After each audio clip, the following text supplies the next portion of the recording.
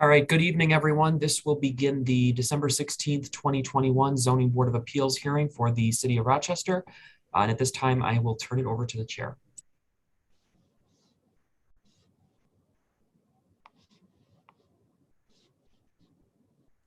Thanks, Matt. Give me 1 second, I'm sorry. Okay, so let's get going. Good evening, everyone. So for over a year, we've been conducting our zoning board meetings virtually as authorized by the State of New York Disaster Emergency Declaration and executive orders, the local emergency orders issued by the mayor of the city of Rochester and amendments to the zoning board rules and procedures. Primarily, these orders and amendments waive the requirements for an in-person attendance at this hearing and permit us to hold the hearing by teleconference, allow applicant presentations by teleconference, and allow public comments to be submitted by email, by hard copy, documented, mailed to the zoning office, or deposited in the secure drop box located in the link entrance or in the permit office of City Hall, or by call-in to this hearing. Written public comments and requests to schedule the call-in comments were all required to be submitted by 5 p.m. yesterday. Although the conduct of this hearing has been altered, many things remain the same.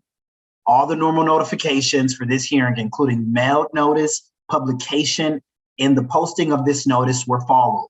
All the normal timeframes for applicant presentations and public comments remain the same. The normal staff report was prepared and posted on the city's website. And most importantly, this board will hear, review, and make decisions about all the applications with the same diligence and the same standards required by the zoning code. Before we begin, I would like to explain the ground rules of the hearing. When a case is called, the applicant will have 15 minutes to present their case to the board. The applications and full staff reports were all posted on the city's website at least a week ago and were available for the public to review. As the application is being presented, staff will identify and show the pages of the application that the applicant is addressing. Following our normal procedure, the board members may ask the applicant questions about their application. After the applicant's presentation is completed, any scheduled call-in comments will be heard. Any comments received after the staff report was posted on the city's website have been provided to all the board members and have been posted on the city's website. Comments will be limited to 10 minutes if submitted by a neighborhood association and 3 minutes for individuals. In the reading of submitted comments will be summarized to fit within those time frames. If multiple written submissions repeat the same comments, staff will summarize those comments. After the call-in comments have been heard and written comments have been read, the applicant will have 5 minutes to provide rebuttal testimony. At the conclusion of the applicant's rebuttal, the case will be closed. After completing all of the hearings on the agenda tonight, the board may take a short break, which will be announced. After the break, the board will commence deliberations and voting on all applications, except any application that has been adjourned to another meeting date. Please note that if your case is approved today, a written decision will be mailed to you within 15 business days. The decision will inform you of the next steps to complete the approval process. Before we open the first case, please note that we all are volunteers. I would like each of the board members to confirm their presence for purposes of a roll call and establishing a quorum for this hearing, and to introduce themselves and mention their area of expertise. So let's start with Cora, because that's what I see on my screen first. Good evening, everyone. My name is Cora Murphy. I'm in the Northwest section of the city, and I'm a licensed real estate broker. Thank you. Holly? There I am. Okay. Hi, everybody. Holly Wheeler. I work in higher education, and I'm in the East District of the city. And Lorene?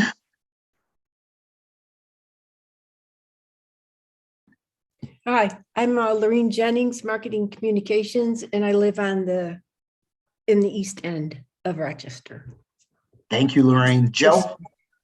Good evening. My name is Joe O'Donnell. I live in the northeast section of the city, and I'm a practicing architect. Thanks, Joe. And I'm Tyrese Bryant. I've got a background in urban planning, and I work in real estate and land use development, and I live in the southwest section of the city. All righty. All right, we will get started with the first case. Case number 1 was a case that was held from the November 18th, 2021 hearing. It's an area variance request at 235 North Whitten Road. The file number is V-024-2122. The applicant listed on the agenda is Megan Jackson of Anchor Sign, although we have Kelly Mattis here with us again this evening. She was also at the November hearing. And the purpose is to install 3 attached internally illuminated channel letter signs for Well Now Urgent Care located on the east, south, and west elevations, exceeding certain sign limitations. And of note, the applicant has submitted a revised packet of information removing one of the elevations and providing a series of sizes and illumination factors, which are in the new staff report. Thanks, Matt. Hi, Kelly. How are you? Good. How are you? I'm doing well. Let's do this again. So if you raise your right hand, do you solemnly affirm that the testimony you're about to give in this hearing is the truth, the whole truth, and nothing but the truth? Yes. You have 15 minutes. Go. Yep. So as the board requested, we took your suggestion to heart and we decided to give two different options. One is the first option we showed is actually the code, which is the 17-inch signs. And then we gave 2 different options for the 22-inch sign on the front and the rear elevations, one showing the gooseneck lights and then the internally lit lights on both front and rear elevations. We also, and that's a total of 84.52 square feet total signage for front and back elevations. And then we also presented the 2 25-inch signs, which is a total of 108.44 square feet. We removed the signage on I think it was the left side of the building. And we have both options showing the gooseneck on both front and rear elevations. But as we spoke last time, we would prefer to have the internally lit, but there is also the option where we would like gooseneck on the front to be a good neighbor to the city, but we still request to have the internally lit on the rear elevation as coming in off of Blossom Road. It's hard to see the location for Well Now Urgent Care. Plus it also faces the CVS pharmacy, which has a total of 454 square feet of internally lit lights that was granted by the board in July of 2010. We do realize that is a bigger building, but each of those signs, their largest signs facing North Winton is 48 inches, which is a total of 134 square feet on Blossom Road, facing Blossom Road. And I guess that is it. Does anybody have any questions? Thank you, Kelly. Appreciate it. Cora, any questions? No, none from me. Thank you. Holly, any questions? No questions. Thanks. Lorraine, are you participating on this case or no? No, I'm out. Okay. Joe? No, just a comment. I appreciate everything you did, Kelly, in responding to our concerns. And, I think this is a good progress. Now, are you aware of some of the letters of objection? Did you get the copies of those? Yes, sir. Okay, just want to make sure. That's all I have. Thank you. And my only question was, did you, and I apologize because I don't, and maybe Matt can help me with this. Matt, I know some of those businesses along Winton Road have, what's the word I want to use? Pendant signage that you can kind of see if you were going north-south down Winton. I don't know what it projects out over the right-of-way. Yes. Kelly, did you all consider proposing any of that signage in addition to what you wanted to sort of capture? Because my personal opinion, I think no matter what the board approves tonight, I think that frontage on Winton is tough to see just because the building is so, it comes so far up to the road. So just, did you all consider any of that signage to put in the package as well to make the business a bit more prominent for folks to see? Because I know there's a few businesses along Winton that have that sort of signage as well. No, we didn't. We stuck with the prototypical. That's what the Okay. client likes to go with, is their prototypical. We don't try to change it up too much because it is prototypical sign. Any well now urgent care, you're going to pretty much see the same signage. I know one of the comments, they were showing other locations, but it wasn't apples to apples. It really wasn't, some of the comments we received, because we've got other locations in the Albany area, and they all coincide with St. Peter's Health. So it's a different sign, but they're pretty much always the prototypical well now urgent care signs. Okay, that was my only question that I had. Tyrese, Go can I ahead. take a quick step back? Matt, would Yeah. you mind just scrolling down to the two elevations of the 42? Oh, okay, it's not much better. I couldn't read the building. I was trying to get a sense of the scale with the building facade, but your sketch is as bad as my Nice here, documents Joe. here, so. Yeah, yeah, it's just that I would have rather seen it. There you go. That's a little better. Okay, so that's the 42. Can you show me the 50? Whatever the next one is. 54. Okay. This is 40. I'm sorry, this is 42. Okay, thank you. This one was, yeah. Oh, I was going to say. This it is, didn't I'm look sorry, any different. this is code compliant. That's yeah, that first one's cold. It's the Okay. 25 This right up one top. is 42, so slightly larger. Okay. And then this last one, oh, it's also Okay. 42 with gooseneck, Goosenecks, right? And then just, and then 54. okay. And last month, the square footage that came before us was 113. 13. 113. Okay. Okay, good. Thank you. That's all I got, Tyrese. That's all I have as well. Matt, do we have any public comment tonight? No public comment, call-ins or anything for tonight. That's it. Okay. Kelly, thank you so much. We're going to take a stab at this during deliberation. So I appreciate your time. Okay. Yep, thank you very much. Thank you.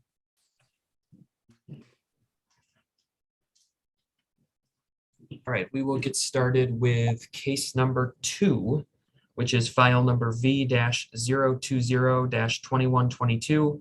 It's an area variance request at 51 Katy Street, located in the R1 Low Density Residential District. The applicant is Andre Larkin, and the purpose is to legalize front yard parking on the northeastern portion of the parcel located on a corner lot, not meeting certain lot area and yard requirements and certain off-street parking requirements for single-family dwellings.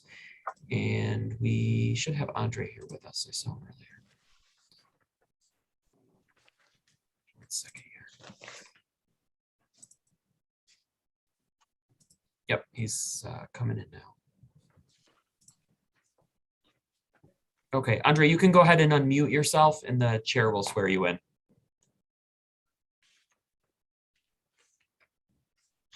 Hello.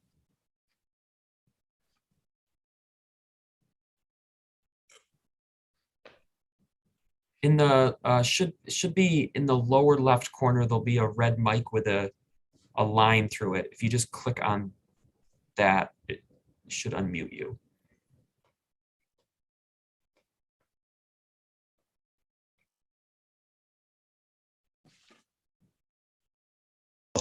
Hello? Hi, are you with us? I'm here.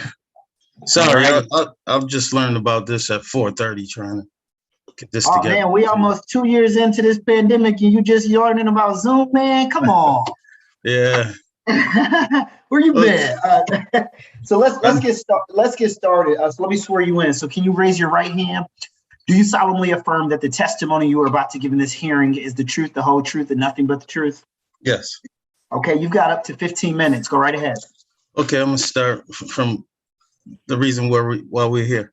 My mother bought this house like 67 years ago. She got sick. 2008, I moved back home to take care of her. I was pretty much her primary care. And her caretaker. And my sister, they did the cleaning and stuff like that. But I was here, like tethered to this house for like almost 8 years. She gave me the house. She passed away 2016. I always wanted to get my mother a driveway. I had a cousin I used to always tell him to come through. But there's a guy named K Bell around the corner. Because I buy and sell cars. I actually gave him a car. This was a barter. He did the driveway and he gave me $500. The thing is, I just said, make it wide enough for 2 cars. I never knew about pulling a permit. I knew nothing about any of that. It was already like hard rock, like they put rocks down years ago. I think my mother bought that property in 76 or 75, 49 Katy when it was tore down. But anyway, I had K-Bell, I think 2016 or early 2017. He paved the driveway for the barter that we did. And he never told me that. Oh, he said he didn't have to dig. So when I brought it to his attention after I got in trouble about it, he said he would only have to pull a permit if he had to dig. He didn't do any digging. But anyway, I understand the part of the city part that was paved. And Mark Nancy was working with me for a couple of years. That's why the other guy said, why it took 4 years for me to get ticketed, because some land surveyors was coming by and they notified the city about the city part. And when the code inspector came, he noticed the driveway was there with no permit. And then the driveway is too much of a driveway. And that's why we're here. At first I was going to have it dug up, but I found, it might be a chance that we can legalize it and make it official, but I don't know. If this don't fall through, K Bell said he'll dig it up for $800 around July, weather permitting.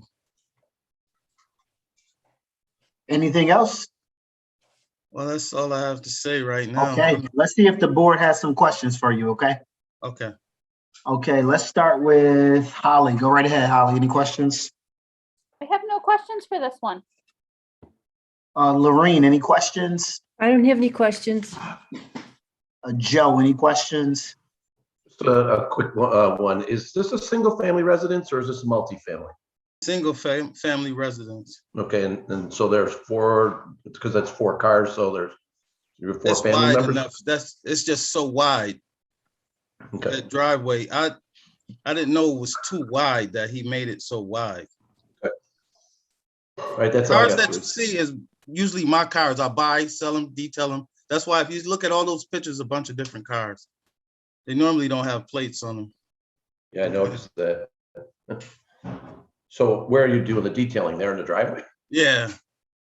I just did detailing today, actually. Okay.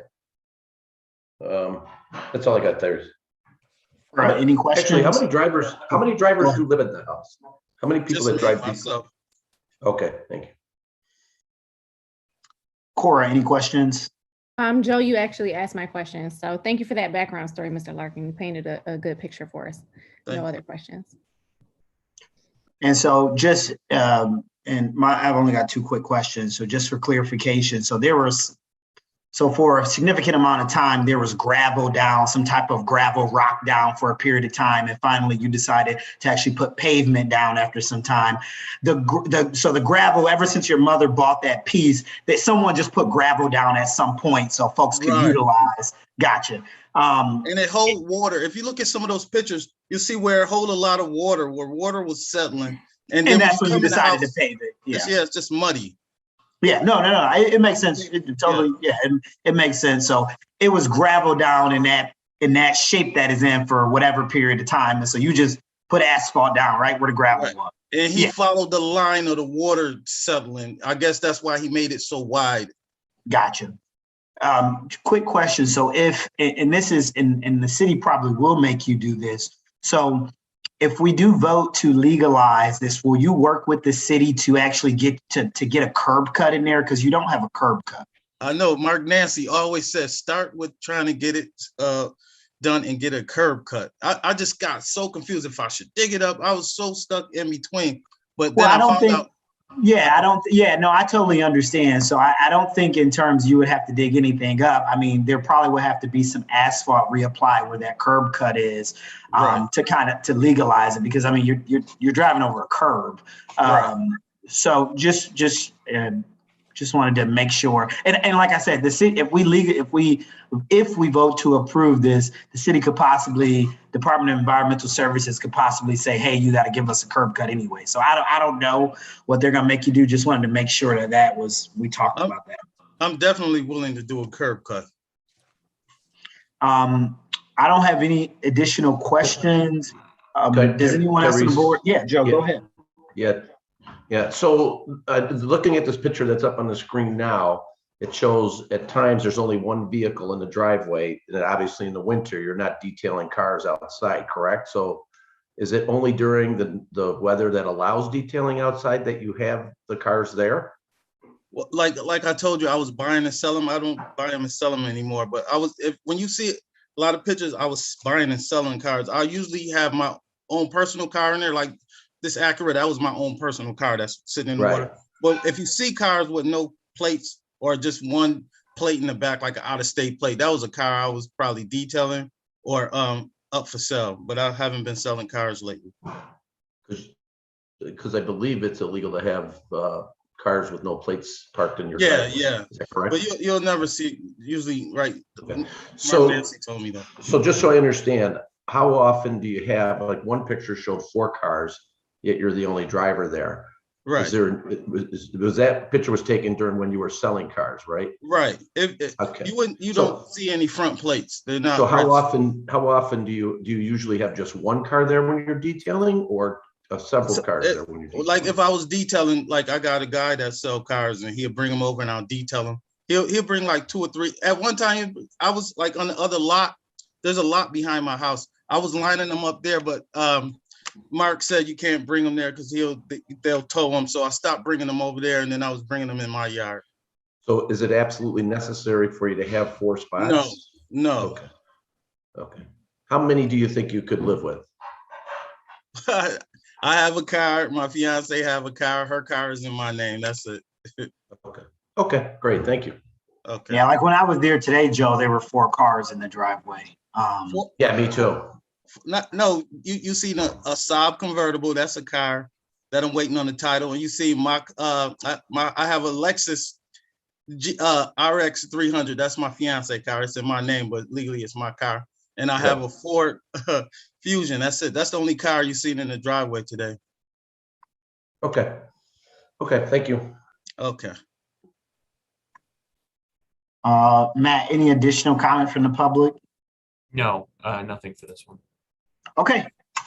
Andre, appreciate it. We're going to deliberate this case at the end of the hearing. So thank you. Really appreciate it. Okay. All right. Thank you. All right. You have a good one. All right. Bye.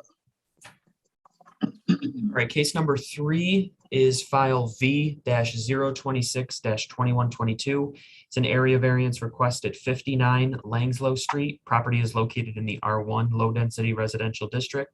The applicant is the property owner, Jason Brightful, and the purpose is to expand an existing 2nd floor unit into the 3rd floor and to expand the driveway in the rear yard, which is expanding a non-conforming use and exceeding certain lot area and yard requirements. And we have Jason here with us. He's on.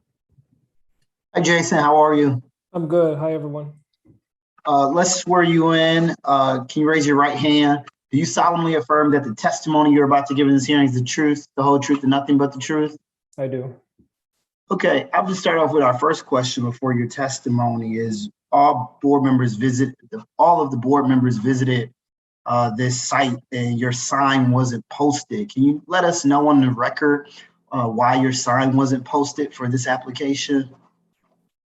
Just awareness on my part that a sign needed to be posted. I didn't receive, was that something that I would have created or something that would have been provided to me to post?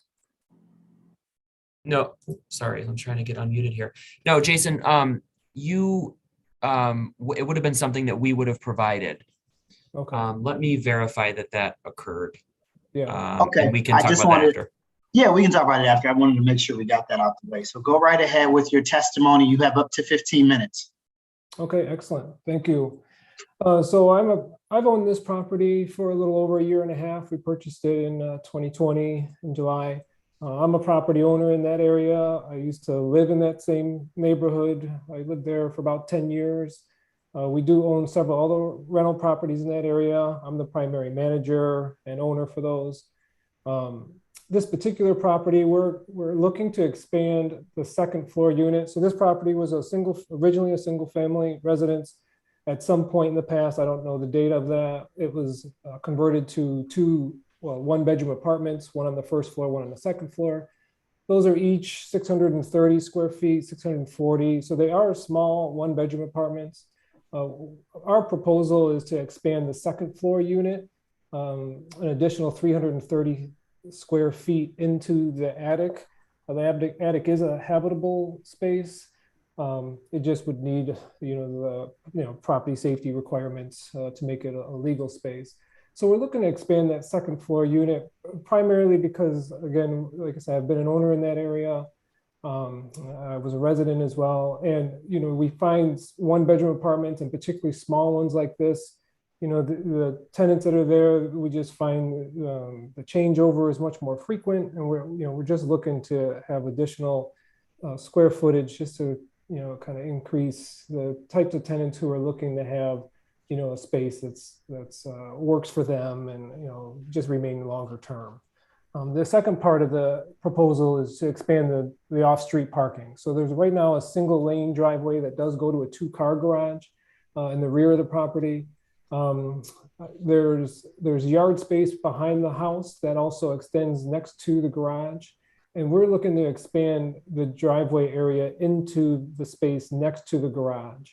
It would still allow rear yard for tenants to use as well as a permeable space. If there was an issue with it being asphalt and just needed to be gravel so that it was a more permeable surface, we would do that.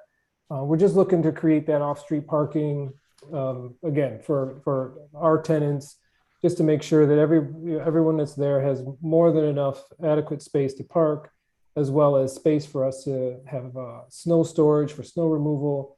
We've just found in that area, there's been a couple large builds on Mount Hope Avenue, that were beautiful builds, but just didn't have sufficient parking for the build. And, it does cause an overflow issue on those streets. And being close to U of R, that's also an issue, but the majority of the properties that we own have off street. So we just know how important that is for tenants. And so we just kind of go the extra mile to make sure there's enough space for them. So that's the primary reasons for why we're looking to expand into this additional space and make that second floor unit larger. So. All righty. Thank you, Jason. I appreciate it. Let's start with some questions from the board. We'll start with Lorene this time. Lorene, go ahead. The floor is yours. Okay. Hello, Jason. So what you're looking to do is it would be the same family that's on the second floor, but have 2 additional bedrooms on the third floor? Yes. Is that correct? Yes, that's correct. Okay, that's correct. Okay. So who lives there now? Right now it's a single individual. Are you looking for that person's name or? Oh, no. I was just wondering space-wise and everything. No. Right now it's a single individual. He does have a child that stays with him on occasion, his child, through visitation. The space right now, and this was prior to our ownership, is already finished. I wouldn't quite call it fully finished in terms of like the flooring and nice finished drywall and lighting and things along those lines. But there's finishing there, like paneling, which we found with him as well as previous tenants, I imagine, will just use that space. And again, it's a habitable space. We always tell tenants, that you cannot sleep on the third floor. It's to be used as a storage area, things along those lines.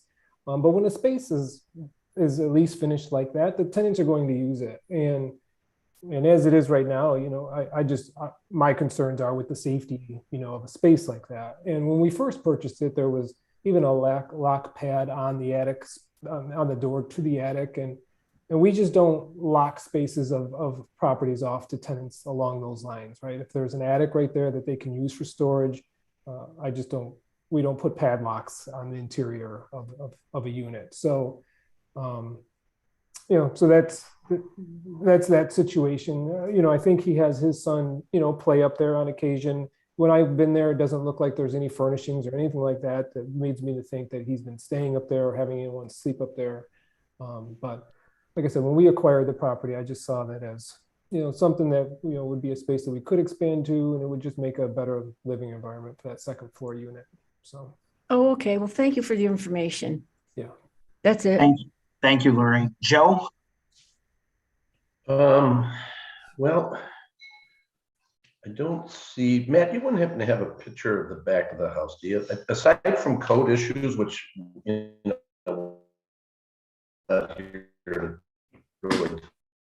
Joe, you're cutting out a little bit. If you want to say that again.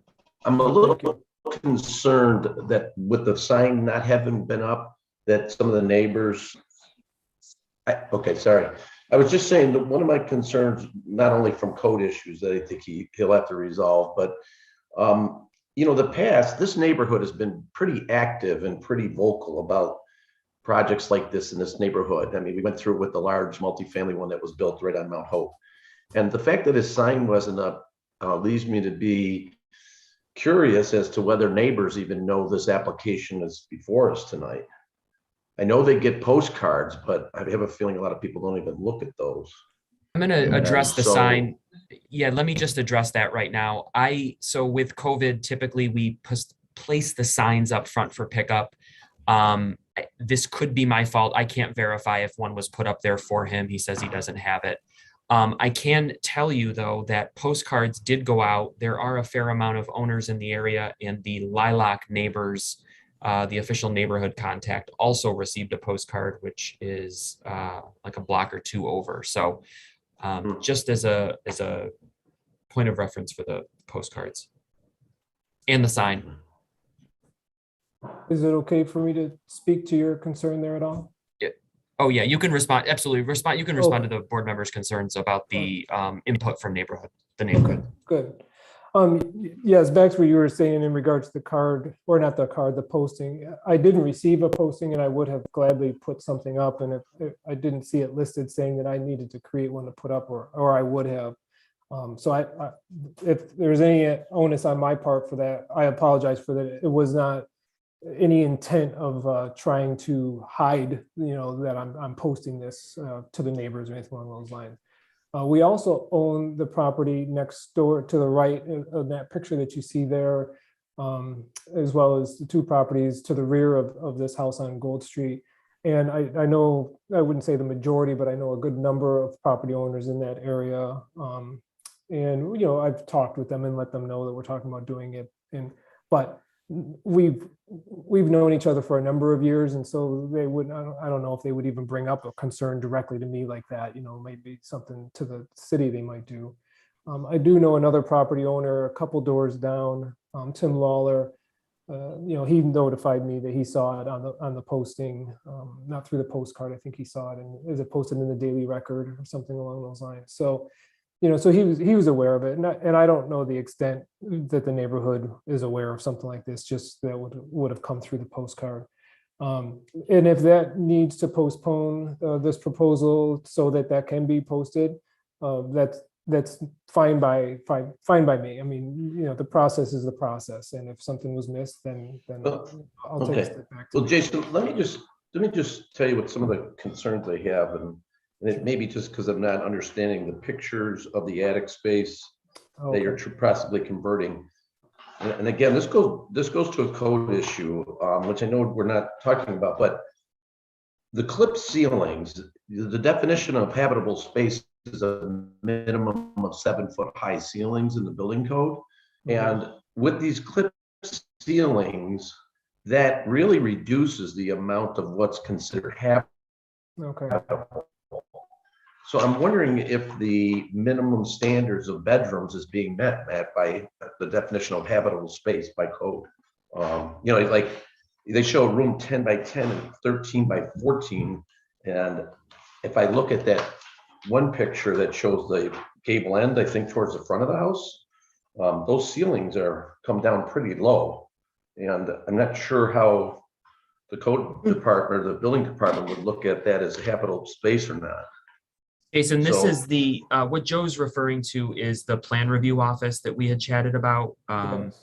in terms of meeting not only zoning, but also the New York State Building Code. Yeah. So this would be the plan reviewers that would have to review any plans. I'm not sure if you made that connection yet or not, or if you were waiting to see. No, Yeah. I did make an initial connection with them, but we didn't discuss the dimensions that Joe's referring to here. It was more along the lines of smoke detectors, sprinkler system, and emergency egress. Those were the Right. primary pieces that I was concerned with, and that's also what they brought up. So I do remember reading what Joe is referring to in regards to the ceiling height. I should have that measurement. I should have included that measurement, and I didn't. I don't know that off the top of my head of what the existing ceiling height is, and then what is the length of those clips, right? And what's the height of them, and how they would affect that. So, Okay. I don't So have I'm not going to anything get bogged down specific. with code issues because that's not what the zoning board's about. And I know that it can get frustrating for not only my colleagues, but also for the applicants. So I apologize. I didn't want to, but I just want to give you the heads up Yeah, that, you could go down this path and all of a sudden you get to the building department and they're like, these rooms don't meet the minimal right. standards for habitable space. And, you're like, okay, well, I wish I had known that up front. So maybe what you want to do, Jason, is like, and I heard you mention you'd be okay with holding this, is maybe, go down that path and go in and talk to Juan or some of the other, there's a Matthew down there, I think. And maybe just show them these pictures and say, am I going to be okay when it comes to a building permit? And then, because personally, I think the density is getting a little high, like 4 bedrooms for this piece of property, which could result in 4 or more cars. So from a zoning standpoint, that's where I'm struggling with, that it's a little bit high in density for that piece of property in that size house. So I'll leave it at that, Tyrese. Okay, thank you. Thank you, Joe. Appreciate it. Cora, any questions? Just to piggyback off of what Joe said regarding density, would you consider a different layout to possibly do 1 bedroom instead of 2, or just some different configurations up there? Yes, I would. I would consider that. When I originally drew up the proposal, it was actually more of just a broader open floor space. It didn't have specific bedrooms there. And then just through conversation, it just seemed like there needed to be more definition to the proposal. But my original plan was just to have that, 1 big open space, and then, through this discussion or through whatever's approved, I would go from there. So. Yeah, so just to kind of utilize it in the best way possible is what you're looking for. Yeah. Okay, thank you. Sure. Holly, any questions? Just one. Is the garage currently being used for parking? Do people park in the garage? It is, yes. Okay. Yeah. Primarily 1 space is used. Okay. The other space is used for, snow blower and lawnmower and things along those lines. That's primarily because the previous owner turned that bay, like the door front to that bay, they closed it in, so it's only like a single entry door. Right, that's why I was asking. I saw that. Yeah, Okay. and that's just because of the timing of since we purchased this property, my long-term goal is to make both of those bays accessible for parking. Okay, thank you. That was my only question. Yep, no problem. Thanks. And I don't have any questions. What I would say is appreciate Joe and his information and Joe's detail. That's why we really appreciate him on this board. Some of my comments are the same. I do it. This one's going to be, even if you go down the path and come back to us, or you want us to render a decision tonight, I think increasing the density for this piece of property would be challenging. I wouldn't say it would, I would even, consider if you can get the bedrooms upstairs to sort of reconfigure that second floor. I guess one of my questions would be, were you anticipating to do like a rehab of this entire attic floor? So new walls, new flooring, that wasn't mentioned, but what is that the plan, is to kind of go up here and gut this out and kind of start over, and not the walls, I shouldn't say gut it out, but do new finishings on the upstairs? Yes, all of that existing paneling and flooring would all come out. New Okay. electric would be run, it would be insulated properly. Gotcha. Okay. Drywall, lighting, door, all of that would be updated. So yeah, so in my regard, yeah, it would be kind of a cosmetic gut in that regard. You know, if there was any structural issues, then I would take care of those also. So Yeah. Okay. Okay. does Yeah. does the board with this type of case, and I definitely hear everyone's concern with density, in a situation like this, would you rather see this third floor turned into a single one-bedroom unit opposed to I wouldn't expanding say second the floor? board cannot give you that recommendation on what you should do with your property. So Okay. I think you just take the information you were given tonight and kind of, run with it. This board doesn't want to design your Nope. proposal for you. That's not what we're here for. But Understood. yeah, so yeah, and I would have you just, part of, I know no one really brought it up. Holly asked a question. I think I would have some great concern with expanding that asphalt in the rear. It's so tight back there with those homes and the garages as it currently is. Adding that additional 18 by 18, that would be a challenge for me. Just because of this neighborhood. I know there's quite a few neighborhoods with expanded asphalt. I don't know if they're legalized or not, but I saw quite a few of them on all of the streets when I was just driving down the streets, kind of get a sense of the neighborhood.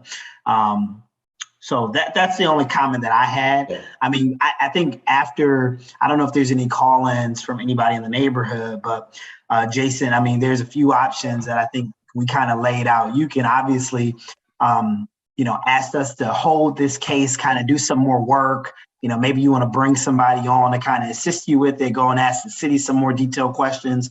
You can obviously ask us to, render a decision for you tonight. So that's up to you. But I didn't know if any other board member had any other questions or comments for the applicant. Yeah, Go ahead. just to raise one question. Jason, that the idea of doing another unit up there puts you into a 3-family.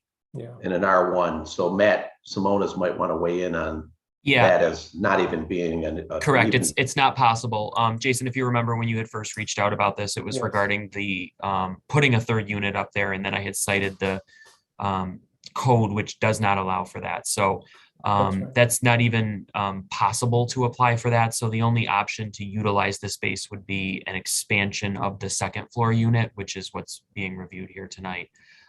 So certainly you can share any last minute thoughts, and then the board, if they, regardless of what building code says, if they want to render a decision regardless of building code, they can, or if, they want to hold it, that's certainly up to them.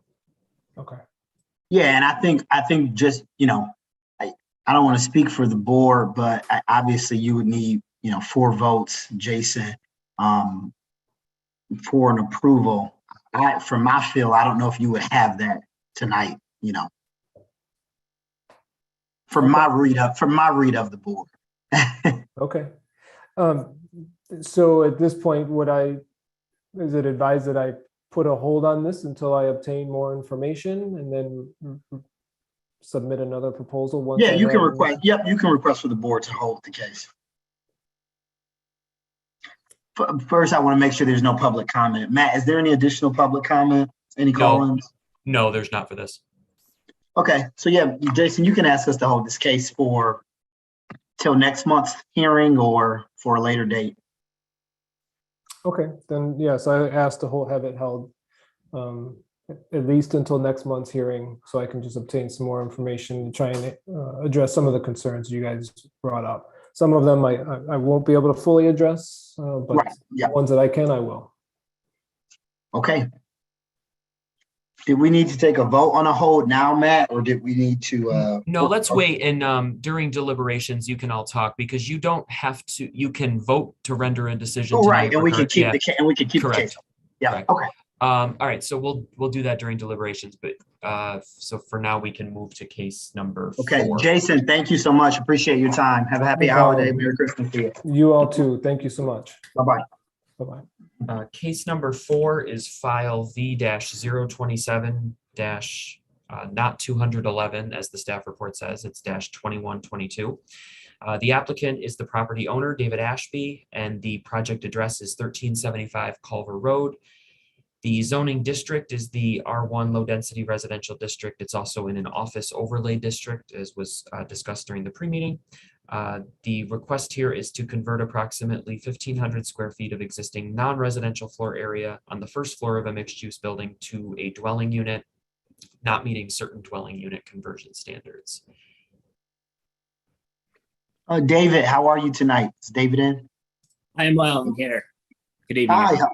Hey, good evening. Let me swear you in and let you get started. So can you raise your right hand? Do you solemnly affirm that the testimony you're about to give in this hearing is the truth, the whole truth, and nothing but the truth? I do. Okay, thank you. You got 15 minutes. You will have up to 15 minutes. Go right ahead. Great. Thanks very much. I think I'll keep it to 10 or maybe slightly less. So yeah, thanks, Matt. Thanks to the board. Thank you to Matt, Melissa from the Buildings and Zoning Office. I appreciate your help very much in this matter. I also want to thank folks that have reached out and submitted and expressed support in favor of this motion. I've appreciated it very much. So just a 30-second bio about myself. I worked in IT most of my professional career, and about 10, 12 years ago, I decided I want to kind of branch out into real estate, which turned out to be a really good decision for me. I love working with my hands. I love working with the people. So about every year or so, I purchased another duplex, primarily in the Beechwood neighborhood. It's an area that just really gleaned itself to a good business model for myself and some associates that I have in the area. And about 2.5 years ago, I was able to retire from Xerox and do these real estate projects full time, which I absolutely love. I'm extremely passionate about what I do. So now on to the matter at hand. I'm going to open and close my little presentation with a statement that Rochester is in desperate need of more quality residential units. And in this case, I can provide that. My request this evening to the board is to revert the single commercial space at 1375 Culver back to its residential state. Probably spent about a minute and a half just going over the history. I think it's really important here. 1375 Culver was built as duplex, built in 1930. It acted as a duplex all the way up to 1997 when it was converted to a 3-family. And it operated as such, as a 3-family residential building for about 16 years. In 2013, a woman by the name of Michelle Sweetland requested and was awarded a change of use to the building, specifically just the first floor, to an office space. So it changed over to a 2-family with an office overlay. And at that point, she ran her business, which was Ricole Realty Property Management. Moving forward to late 2016, early 2017, from the looks of it, the business and the property was abandoned. The property was left in disarray with a mound of bills. The building went into foreclosure. And from my understanding, the building was purchased at auction by Rochester Revitalization through the foreclosure auction. I worked with a gentleman named Matt Druin, who was able to do a title reassignment to me. I was interested in that area. I have 6 other properties within 300 yards or so of that area. So I thought this would be a good one for my acquisition as well. So we did a title reassignment almost exactly 4 years ago. It was December 27th, perhaps, of 2017. I had never purchased anything with commercial property. I thought I could revert it back to a 3-family pretty simply. That turned out not to be the case after I met with the folks in the zoning board. I decided to make a go of it from the commercial standpoint. Not something that I wanted to continue doing after doing that for a while. So the history of the building since then, I was able to fortunately retain the single tenant that was upstairs. She's still with me today. And I was able to completely remodel the second unit upstairs, a little bit higher end. Over the past decade or so, I've grown pretty good at doing tile work, flooring, drywall, things of that nature. Nice, beautiful space, and was able to occupy that as well. So the interesting thing about the first floor is that it looks like there was 0 changes to the layout of the space on the first floor to turn it into her commercial usage. So it flows exactly like a 3-bedroom you would think does. It It has a full kitchen, 1.5 bathrooms, all the bedrooms laid out logically. It was not changed at all to a commercial type layout that you would think of. There was a lot of data cables and telephone lines, et cetera, but nothing else was changed. So it doesn't even really work well as a commercial space at this point, which means the conversion back to its original 3-family layout would require zero work from a carpentry standpoint, and just honestly some paint and some new carpet probably. So that's the good news. It would require no work. So I want to move right to the delinquency. There's one. Matt opened up the call today citing the one delinquency, which is the lot size. So we know that the square footage inside the building meets the requirement very, very well. A 3-family requires 950 square feet. For a 3-family, the first floor is actually 1,511 square feet. So well good inside. The outside is short of the lot standard for a 3-family by a couple thousand feet, if my calculations are correct. So to this delinquency, I want to present just 2 points. First, I populate my units very lightly. I generally have a rule of thumb of 1 person per bedroom. It just kind of works better, so they have more space. And that's currently how I run the building. There's 2 occupied units upstairs.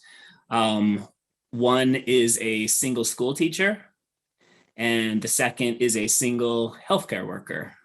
So those are both occupied with singles. For the downstairs, I would not look to occupy by more than 3 people. So the total occupancy of the entire structure, which is 2,800 square feet, I would look to hold to 5 individuals.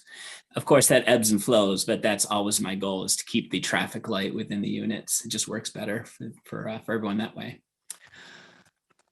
The last point, as far as lot size, it's a big property. I've mowed it myself 50 or 60 times, and it takes a long time to mow. It takes a good 40 minutes to mow. It's big. It's a corner lot. So it has 2 street frontages.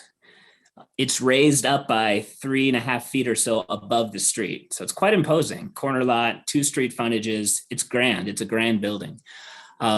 So it does fall short technically from a square footage standpoint. But in my opinion, with 5 people of such a large structure and a large plot, it shouldn't have any difficulty at all as far as foot traffic. Okay, so I thought the statement of difficulty was just fantastic. That kind of summarized this whole effort. So I'm going to summarize quickly the statement of difficulty in the way I read it. As far as the benefits goes, this motion, this change would actually decrease foot and car traffic along with parking needs. And overall, all else, as we stated, Rochester is in desperate need of more quality residential housing. Right now, Rochester is awash with empty and vacant commercial spaces. For residential, I don't have many vacancies, maybe 2 or 3 a year out of my 18 properties. But when I do have a vacancy, I get 50 to 75 calls within the first 48 hours. Residents of Rochester are desperate for residential houses. There's just simply not any out there. And I fill them generally within 2 days. Again, for commercial spaces, we just see street after street of vacant units right now. So I can provide, in this case, at least 1 more quality space for the residents of Rochester. The second point was the essential character of the area. Across the street, we have James Brown's, we have that laundromat, we have Johnny's Irish Pub, clearly commercial. The west side of the street of the 1300 block is clearly residential. There's a couple commercial spaces here and there, but they're clearly originally built as residential. And the character of this building is 100% residential. And I think it should return back to this original state. Regarding no other remedy, as I stated, my entire business is residential with the exception of this space. I don't have any interest of serving commercial tenants. It's not my wheelhouse. I like the personal contacts of people that need good spaces to live. that have small families. I don't want to service commercial spaces, quite honestly. And Rochester, again, is in need of residential spaces, and I can provide that here, but only if this variance is granted. Regarding significance, as I stated earlier, the previous owner made no changes in the basic layout of the floor plan when granted the office overlay variance. So the space is ready as is for residential. And as I mentioned, it features a larger living room, 3 bedrooms, 1.5 baths, a full kitchen. It's ready to go. So essentially 0 changes to the interior needed. And of course, as it was built as a residential building, there will be 0 changes needed for the exterior as well. Physical environmental conditions. There's going to be 0 adverse physical environmental impacts to this request. Quite the opposite, in fact. I'm going to be reducing foot traffic, going to be reducing automobile traffic, reducing parking needs, and I'm going to be reducing noise for the neighborhood. These are all positive in my opinion. And lastly, this is not self-created. When I purchased the property about 4 years ago, it was classified as a 2-family with an office overlay. Based on my previous comment, especially pertaining to the essential character of the neighborhood, coupled with the residential housing needs, this building is honestly much more suited as a fully residential building with 3 units servicing the residential community. So with that, again, Rochester has a tremendous need for more quality residential units, and I can provide that here with the approval of this motion. So thank you very much for your consideration. Thank you, David. And you had 3 minutes and 48 seconds to spare too. Excellent. No, you're good. All right, that was a lot. So let's see if folks have any questions from your oral testimony. So let's start off with Cora this time. Hi, Cora. I do have a couple questions. I'm probably in the minority here, but I actually really love the look of a commercial unit inside of a residential looking house, like the hair salon that's next door. I find charming. So my question is, from the outside, you possibly wouldn't know that was currently a commercial space, but have you gotten any inquiries since you purchased the property, you said 4 years ago? Correct. So during this time, have you gotten inquiries for that space, either commercial or residential? I have. It's currently vacant. I'm looking not to occupy with a commercial space in favor of changing it over to residential to occupy it as residential. So, but were you approached have you gotten the inquiries for residential or commercial or both? I never market it as residential. Oh, okay. So yeah. I'm sorry, I'm confused. You said that you haven't wanted to fill it, but have you gotten those inquiries? I did, yes. It was, okay. It served as a commercial space for 3.5 years. But not under your ownership? Under my ownership, yes, it was. Oh, it was, okay. I'm sorry. So since you've owned it for the majority of that time, it was rented as a commercial space? That's correct. Okay, thank you. So how long has it been vacant now? Almost 2 months. Okay. October 31st was the vacancy. I'm sorry. Okay, so I'm sorry if you said this already. I didn't realize that you said that it had been. I thought it's been vacant this whole time. So what sort of business was in there? Is an acupuncture and acupressure studio. Okay. Okay, and they just left on their own? No, I asked them to leave. Okay. Okay. And those weren't tenants that you inherited? They were not. No. Okay. Under full disclosure and honesty, I am very willing to go into that story. It had some marginal success. It did not end well. I'm 100% willing to discuss it. I do wish to go forward on that. Yeah, we don't have to. I don't think we need details, but it is good to know that there was actually that it did serve the purpose of being a commercial space. It hasn't been vacant this whole time. It did serve as a commercial space, right? That's correct, yes. Okay, you just don't want to go down that road again. Is that correct? Right? Yeah. Okay. That's right. Yep, that's why we're here. Yep. Yep, that's why he told him to go because he was coming here. So okay. You got that. Okay. All right, that's all. Thank you. Yeah, Holly, let's keep moving here because I think we clarified. Holly, any questions? I have no questions. Thanks. Lorene, any questions? Nada. Joe, any questions? No, And I don't have any questions, David. I look forward to supporting your application. Okay, so Matt, any additional comment from the public? Nothing, no call-ins. The additional written items were provided to both the board and the applicant, and they were also posted on the city's website for inspection last night at the close of the public hearing. So, And we we did are get set those with it all. support. Yep, and we got those support letters. So, David, appreciate everything. Looking forward to you getting this back occupied with residents in it. So, thank you so much. Alrighty, have a good one. Thank you very much, everyone. Have a great evening and great holiday. Thank you. Yeah, happy holidays to you. Cheers. Right. Case number 5, which will be the last case heard tonight, is file V-028-2122. It's an area variance request at 855-859 J Street, located in the C1 Neighborhood Center District.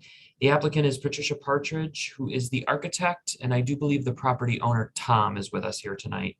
And the purpose is to change the use of a portion of existing non-residential floor area to 2 dwelling units, not meeting certain non-residential and mixed-use building standards and certain dwelling unit conversion standards. And I do see Tom. Tom, you can go ahead and unmute yourself, and you, the chair, will swear you in. Hey, Tom, how are you? Hey, how we doing? Good. Are you the only one presenting tonight? I am. Okay. So can you raise your right hand? Do you solemnly affirm that the testimony you are about to give in this hearing is the truth, the whole truth, and nothing but the truth? Yes, I do. Okay, you have up to 15 minutes. Go right ahead. All right. Thank you for the time.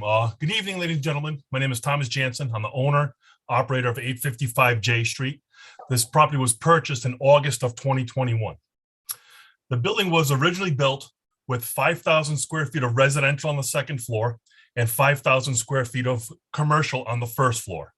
When it was originally constructed, there was a real need for small local neighborhood stores. In 100 years, I feel some things have changed.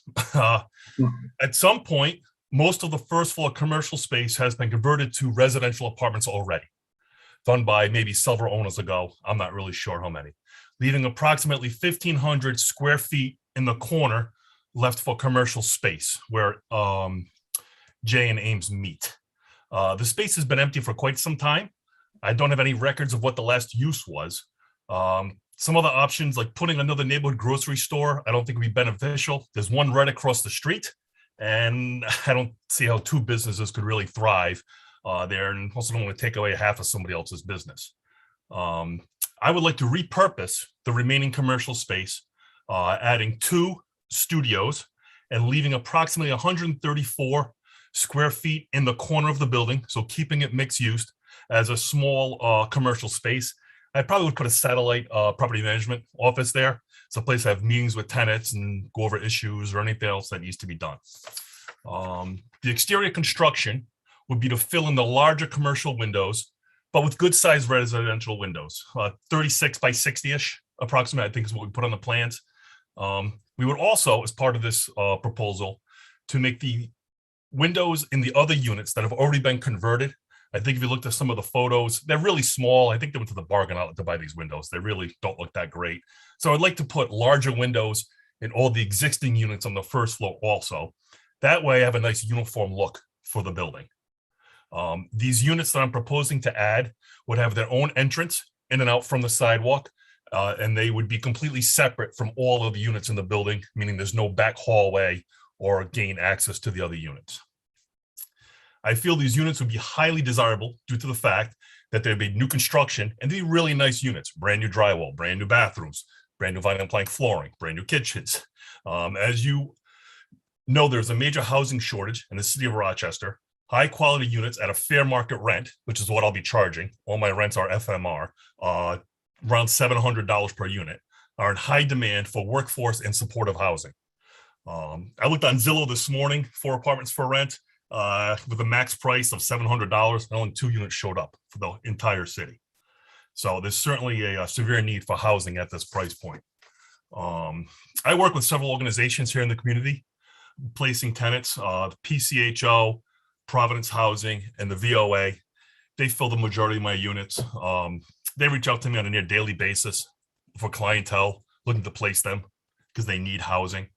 In addition, I recently placed a studio on the Go Section 8 website for another building I have on Driving Park. In 3 days, I had 25 applicants. I had case managers from other organizations pleading and begging me, to rent their units for their client. So there really is a heavy demand for units, and not so much for a commercial space at the corner of Jan Ames, where there really isn't a ton of foot traffic. I don't really see a high need. I'm keeping it short and sweet. And, so with the approval of these units, you guys will be able to ensure that at least 2 more people in the community will have a quality, safe, affordable place to live. So that is really, if you have any questions, I'd love to answer them. Okay, thank you. We appreciate that, Tom. Let's start with Holly this time. Hi, Tom. You said in your application that you sort of called it dead commercial space. And I just wondered, I know why you didn't want to, think about a grocery, but did you have any interest? Were there any applications in terms of renting it out as commercial space? Well, it's been vacant commercial space for at least the last 3 owners that I know of. I really didn't want to put any time or effort or financing into trying to rent it as commercial space because I didn't really see any need. I really felt the highest and best use is just continuing the project of creating more residential space. It's not like I'm trying to start from scratch and, convert an entire lower level. It's already been done. I just want to add a little bit more units and then have a commercial space that, like I said, I most likely use for myself, and it would still keep the mixed use look. And also, it's been my experience when you have stores or businesses below residential, even though they put restrictions in, people are there late at night, they disturb other tenants, people with cars, park up, play music loud. It really is a disturbance to other tenants in the building to have a business down below, because it's really hard to control hours of operation, even though they can put rules in for that. So I really did not pursue the commercial space aspect because I didn't think it was viable at all. Okay, thank you. That was my only question. Okay. Thank you, Holly. Lorraine, any questions? Yes, I have a question.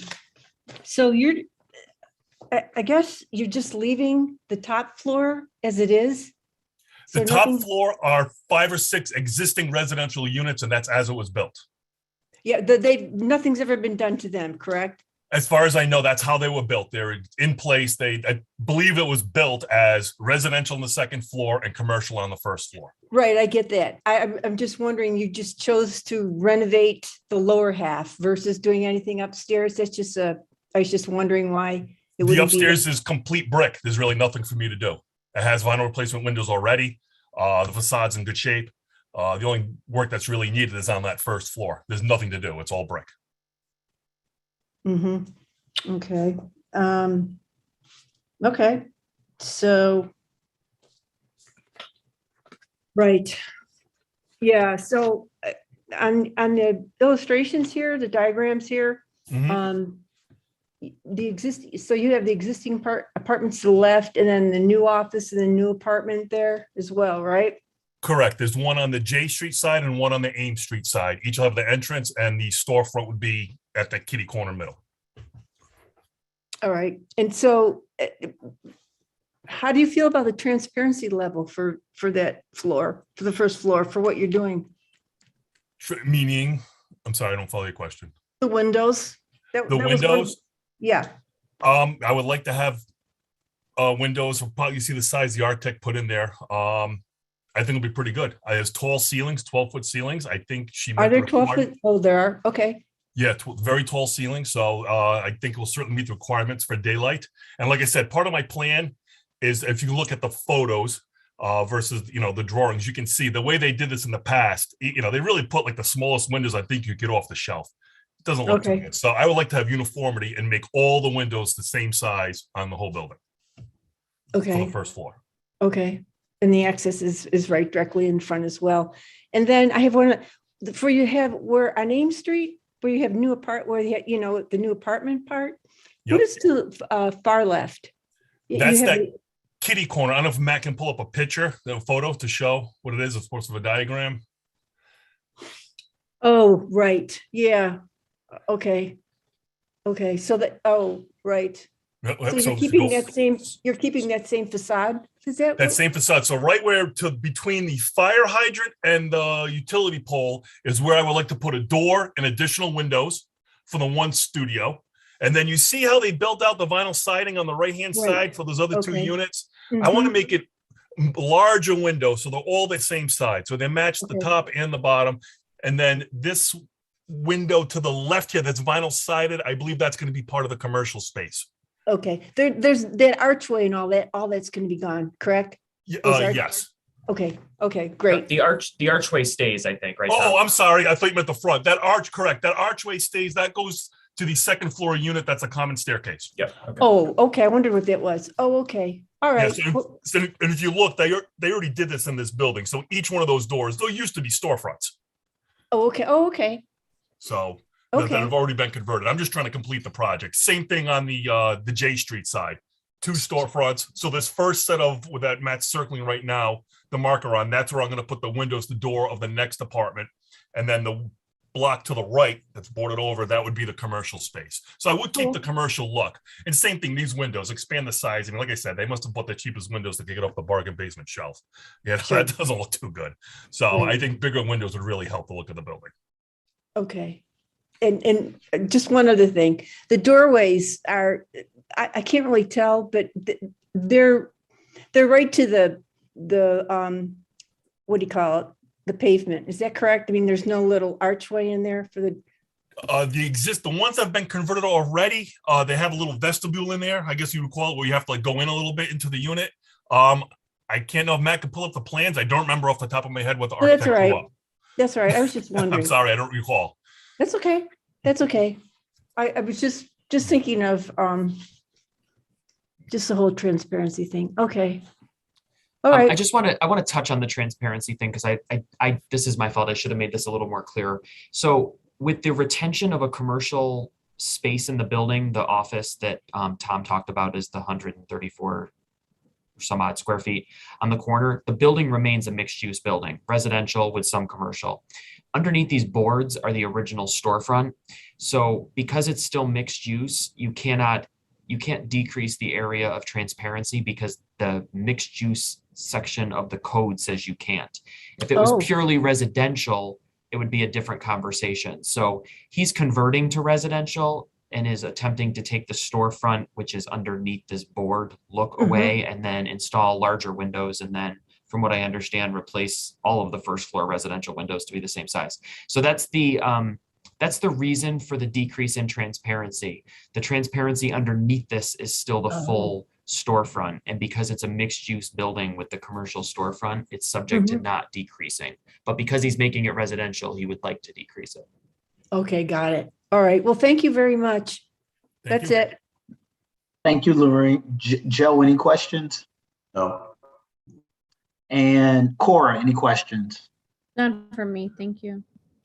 And no questions from me, Tom. I think you hit this one out of the park. So good job. And I look forward to supporting your application. So is there any public comment or call in that we need to read in or hear? We do, nobody signed up to speak, no, but I do need to move a caller in. Okay. I don't know who this is. So caller with the last 2 digits of the phone number 54. If you could unmute yourself and let us know what you're here for. I believe it's *6 to unmute yourself on a phone.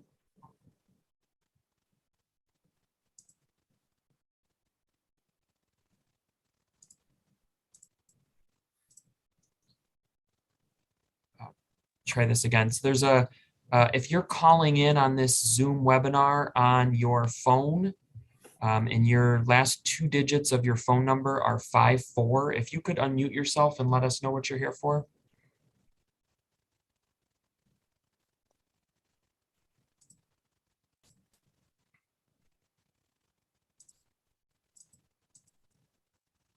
Okay. If you hit, I believe it's *6 or *67 to unmute.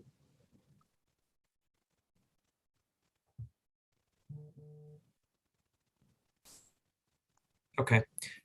All right, they're gonna get kicked off in a few minutes anyway. when Yeah, we so, close out, so. okay, so yeah, then, no, there is no additional comments and no one did sign up to speak for this case. Okay, thanks, Tom. We're gonna close your case. Thank Thank you you. very much. All righty.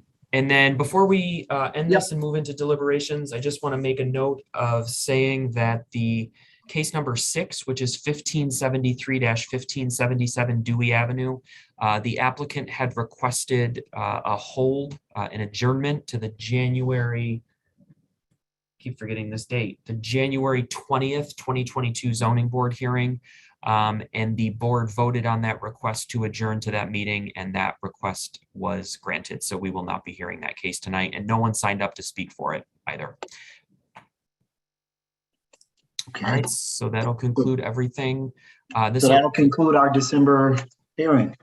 The December hearing, yes. So we will just take, it's 7:17 now, just take 3 minutes. We'll come back at 7:20 and deliberate the cases. Okay.